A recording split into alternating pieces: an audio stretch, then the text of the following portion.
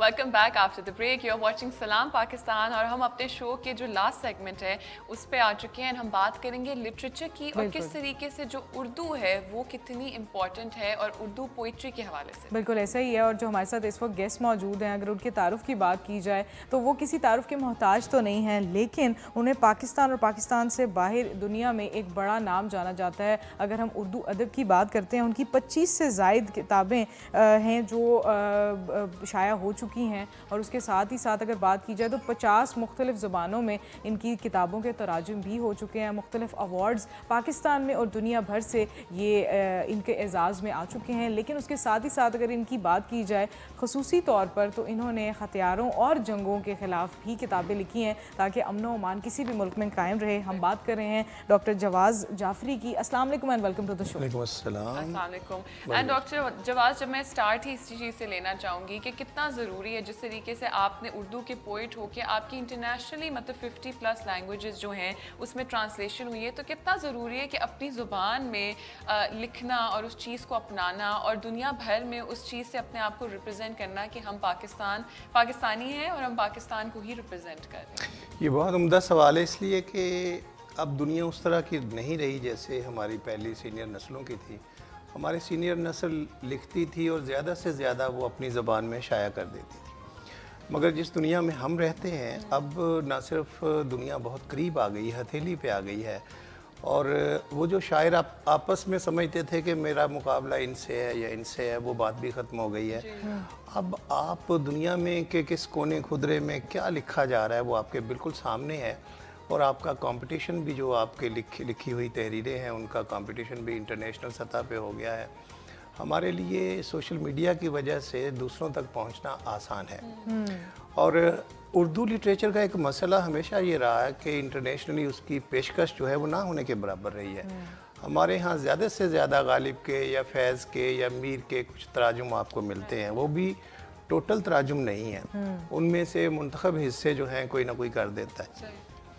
लेकिन मैं वो पोइट हूँ जिसकी किताबें जो हैं वो इंटरनेशनली कोई 5-6 दर्जन ज़ुबानों में, जो कि दुनिया की बड़ी ज़बानें हैं 5-7, उनके अलावा हमारे रीजनल ज़ुबानों में मेरी किताबें इंडिया से लेके दुनिया भर में शाया हुई हैं। और उसकी यही वजह है कि हमें बेहतर माहौल मिला है।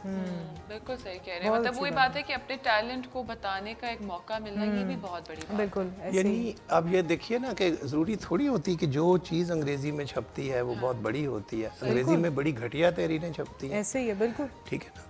अब हमारे यहाँ जो बहुत उम्दा लिखने वाले हैं, बहुत अच्छी तहरीरें हैं, उनका मसला ये है कि वो अंग्रेज़ी में या दूसरी ज़बानों में जाती नहीं, इसलिए हमारे लिखने वाले अपने इलाके से उनका तशख़्ख़ुस बाहर नहीं जाता, उनकी शोहरत बाहर नहीं जाती। बिल्कुल।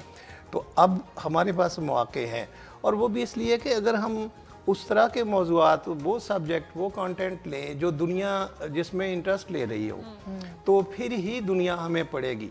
लेकिन अगर वो हम वही करते रहे जुल्फ़े और रुखसार, तो ये फिर लोगों के ये मसाइल नहीं। बिल्कुल, के हिसाब से चलना ज़रूरी है। और वैसे भी सोशल इश्यूज़ पे बात करना, मेरा ख्याल है किसी भी मुल्क का या किसी भी सकाफ़त का जो अदब है उसके थ्रू ये चीज़ें जो हैं वो पूरी दुनिया तक पहुंचती हैं। और जिस तरह से डॉक्टर जवाज़ आपने हथियारों के ख़िलाफ़, जंगों के ख़िलाफ़ अमन व अमान को बरकरार रखने की जिस तरह से बात की, 2 किताबें भी आपकी शाया हुई, उस हवाले से आपकी क्या सोच है कि कितना ज़रूरी है दुनिया भर में अमन व अमान हो? ये देखिए कि जब मैं छोटा सा था ना, तो एक जंग हुई थी उस साल। मैं उस 1 साल का था जब 65 की जंग हुई। फिर मैं अभी चलना सीख रहा था तो एक और जंग हुई। फिर अब हमारे बाल सफ़ेद होना शुरू हुए हैं तो कारगिल हो गई। और फिर हमारे इर्द गिर्द देखिए कि अफ़गान वॉर है जिसके असरात बराह रास्त हमें फिर अभी चंद बरस पहले वो जंग हमारी गली कूचों में आ गई थी। अभी अगर हम लाहौर की सड़कों पे निकलें या इस्लामाबाद या कराची, जिस तरह से कंक्रीट के ब्लॉक लगे हुए हैं स्कूलों के सामने, कॉलेजेस के सामने, तो उससे पता चलता है कि ये अमन व अमान नहीं है माशरे में, एक जंग ज़दा माशरा है। ऐसी सोसाइटी जो मुसलसल जंग को फेस कर रही है। चुनांचे ये जंग हमारा वजूदी तजुर्बा है। हमारे लिखने पढ़ने वाले अगर जंग पे, हथियारों पे नहीं लिखते और दूसरे मौज़ूआत पे लिखते हैं, तो इसका मतलब वो सबसे बड़ी रियलिटी की तरफ पीट कर रहे हैं। बिल्कुल। अच्छा, मैंने चूँकि महसूस किया कि इस सोसाइटी में किस तरह से हम इतने बड़े मौजू को छोड़ के, इतना बड़ा कंटेंट छोड़ के हम इधर उधर की बातें जब करते हैं तो इसका मतलब हम सच्ची तहरीरें नहीं लिख रहे, सच्चा अदब तख्लीक नहीं कर रहे। सो मैंने सबसे पहले एक आध नज़म तो आप मिलेगी कहीं ना कहीं शायरों के यहाँ, फैज़ के यहाँ या बाकी शायरों के यहाँ, जिनमें उन्होंने जंगों की मुखालफत की है, लेकिन मैंने ज़रा इसको ना एक पूरा फ़लसफ़ा बनाया, एक पूरी तहरीक बनाई है।